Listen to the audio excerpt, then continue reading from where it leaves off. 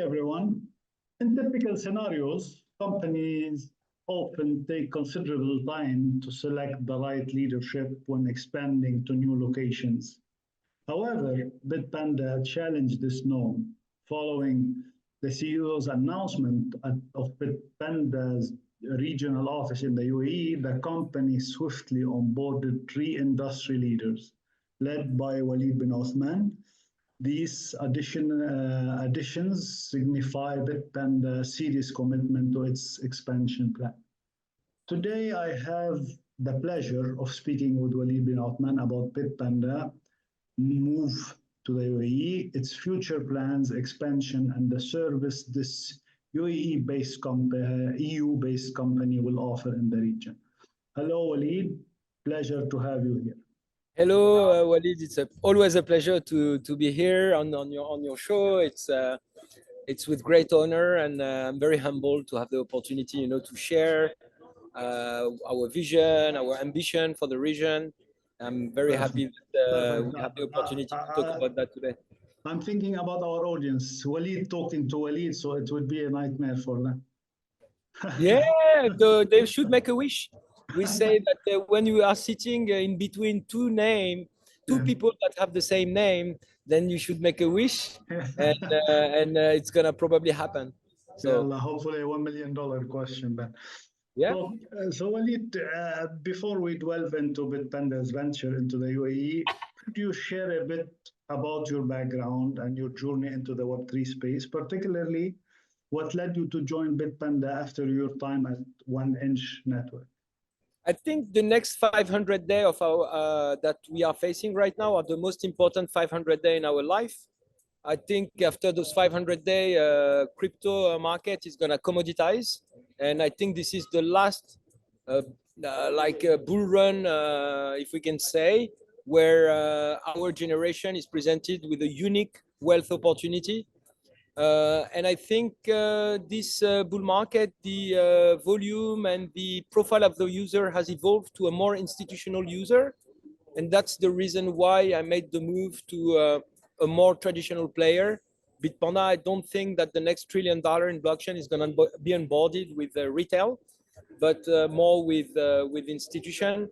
And that's the one of the reasons why I decided to join Bitpanda, to really offer the opportunity to those those institutional profile, to have access to this beautiful technology.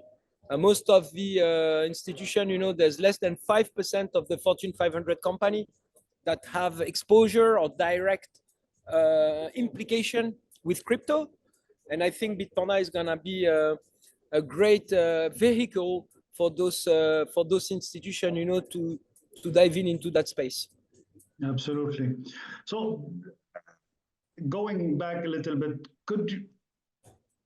what is the strategic move here for Bitpanda and the Middle East, and the opportunity you foresee in this region for cryptocurrency adoption and growth?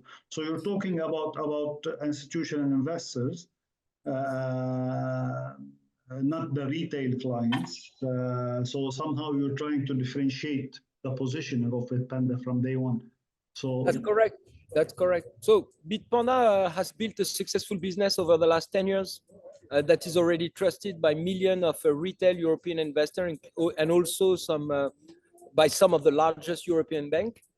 I think Dubai and this region is an international hub, a financial hub that has the regulatory clarity and also the appetite to innovate in that space.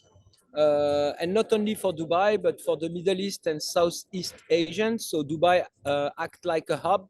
And for us, it was natural to expand outside EU in the UAE as a first choice because of this friendly approach to crypto. And we see that that there's a lot of appetite. When you look at the UAE, the real estate market is booming. More than 50% of the real estate transactions are settled in crypto. You can see more. Yesterday, this is a big claim, Walid. 50%. Yeah, 50%. Yeah. Yesterday, I was riding a Uber. I saw a taxi with an advertising. for a crypto company, I could not believe it was called, I think, Berachain, Yeah. the Web3 cloud.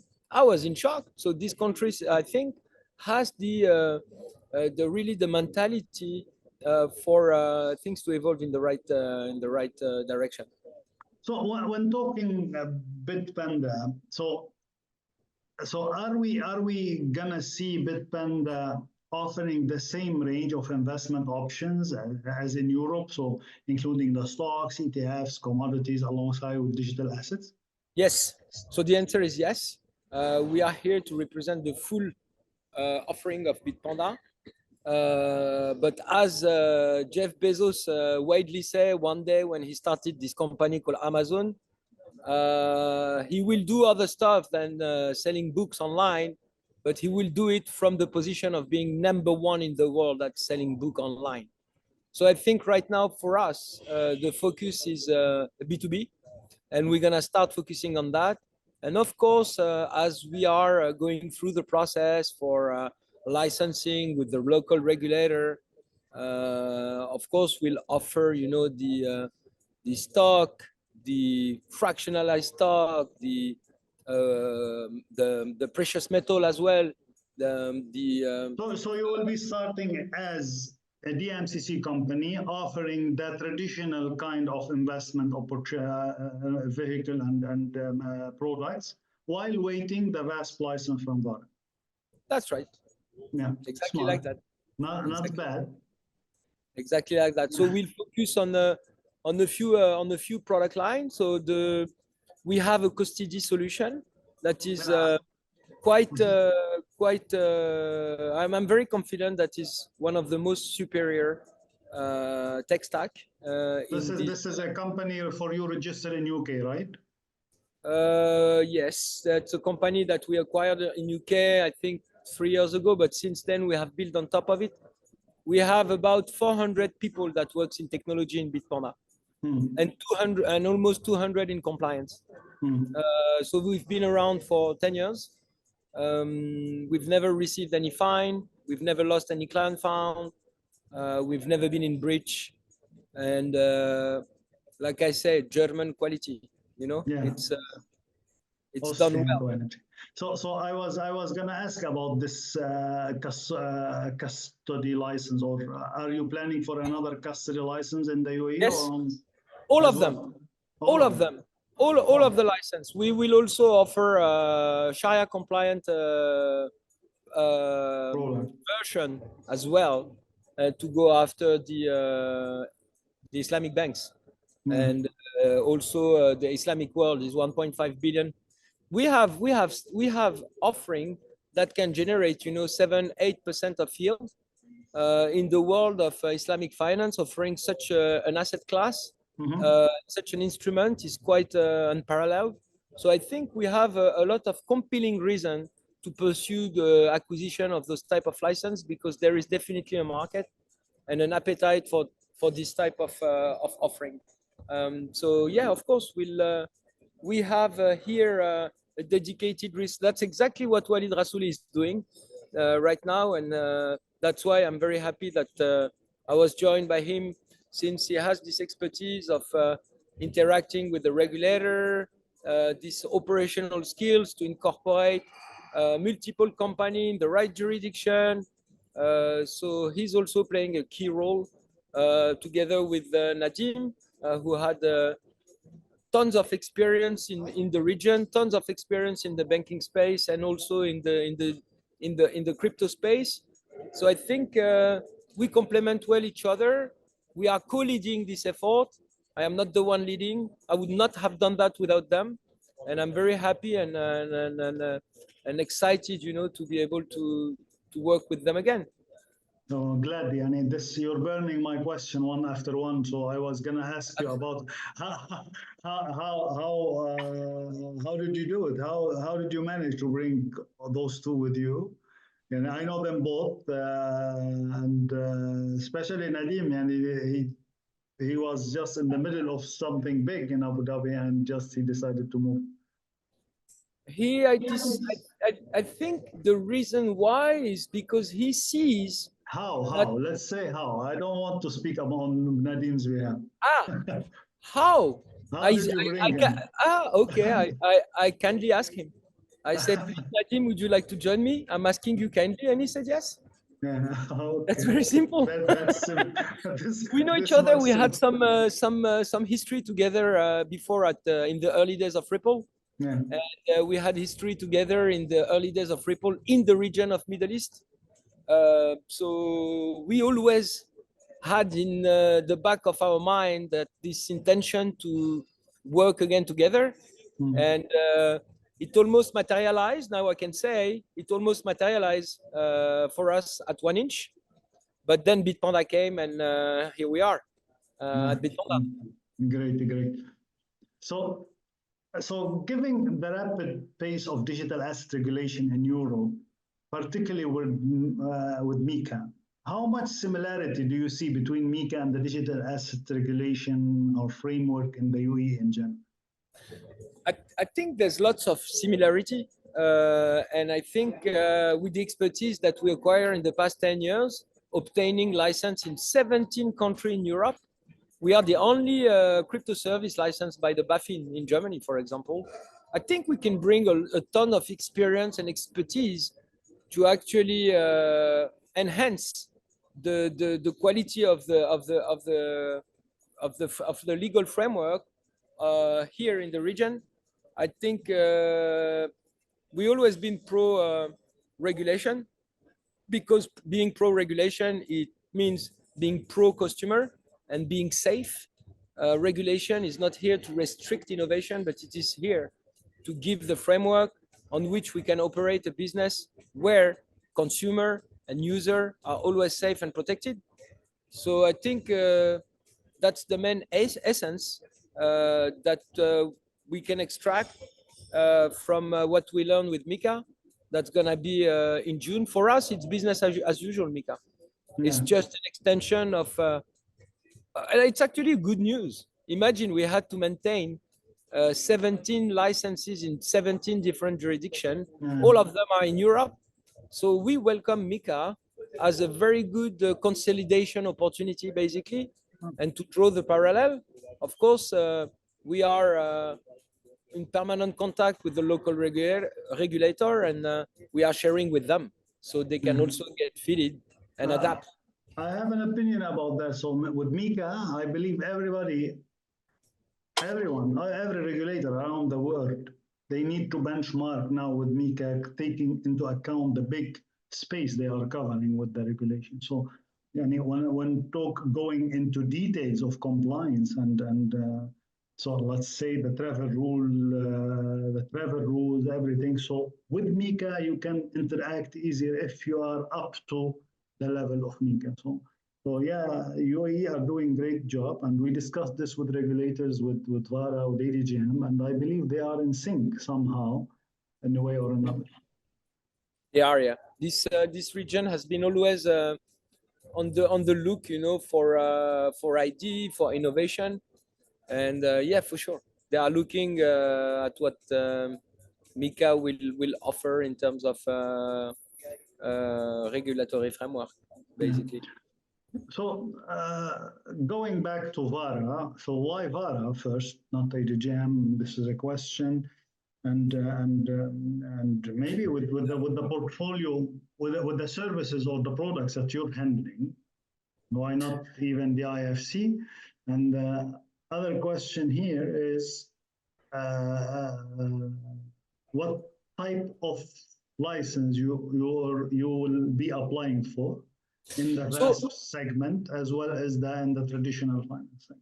Yeah, so I think we should not oppose DIFC and BARA and ADGM. They all have a purpose and they all serve a profile. I think for us, the low-hanging fruit with regards to what we are trying to achieve in terms of ambition, the most direct way was with VARA, where we are applying for the traditional crypto license, the crypto broker license, the broker dealer license, and the custody license. Doesn't mean that we're not gonna go to ADGM at some point, or central bank for SK license. ADGM, I don't think that they allow some type of stable coin. I think there was some restriction with regards to some type of stable coin, and stable coin is a quite significant portion of the volume that we generate. So maybe I think this is one of the reasons why we went there. And also we are based in Dubai, so we wanted a regulator close to us. We picked the one that was in Dubai. And for DIFC, yeah, there's as we go, you know, there's a potential possibility that we'll also consider a DIFC. But for now, our focus, like I said, is the B2B2C. So it's basically onboarding the next $1 trillion into crypto, and this is gonna come from institution and not retail. So that's why we are focusing on BTS, Bitpanda Technology Solution. We already have more than 35 clients in Europe. We have announced last week one of the largest banks in Germany. We've also successfully announced and went live and already generating a lot of revenue for a major bank in Austria and Germany called Raiffeisen Bank. We power Lydia, which is the equivalent of PayPal in France. They have more than 6 or 7 million users. N26, which is one of the largest neobanks in the world. So I think we have a proven track record and the know-how in terms of how to make the customer active, because I can see here in the region there is lots of MOU signed, but when I go, there's no service. So I know. I think Don't tell me I'll cry about this, because I'm the one witnessing all the announcements, right, every day. So yeah. So that regarding stablecoin, you've been talking about stablecoin. I would like to tell you that it was coming. So the central bank already approved the stablecoin regulation, and somehow they are waiting the next board meeting to get it signed. And there is two stablecoin application already on ADGM stable. So whenever the laws approved by the central bank, it's gonna go live. And we're gonna release a study because we did a roundtable about that. So last, Walid, I would like to end with you talking about your long-term plans for Bitpanda and the region. So yes, this is the low-hanging fruit. This is the easiest and fastest way now. So how we're gonna see later on Bitpanda and the market, especially if you look into zoom out and look into all the competition in this space now and all the big players are in the market. I think the long-term plan for us is to be the investment platform as a service. So it's basically offering investment opportunity of diverse and multiple asset class and be a one-stop shop for both retailer and institution. We want to become the standard when it comes to empowering financial institution with crypto exposure. I think we have gained the expertise to do that. So I see that in the next couple of years, will become the standard for deploying blockchain as a service. We also will offer the retail user the safety and the security and the efficiency of Bitpanda app, where here I think our focus will be more on the wealth client, so like asset manager and all those family offices, very old and traditional and conservative.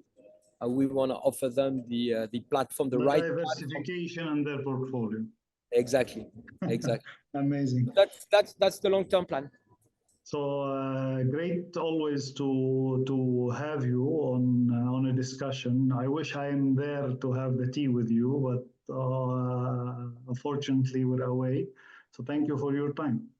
Thank you very much, Walid. It's also a pleasure. There's not many people I can call by my name, so it's always a pleasure to discuss with you, and I'm sure we have more opportunity to meet face to face when you are back, and maybe do a little piece on more on the team next time.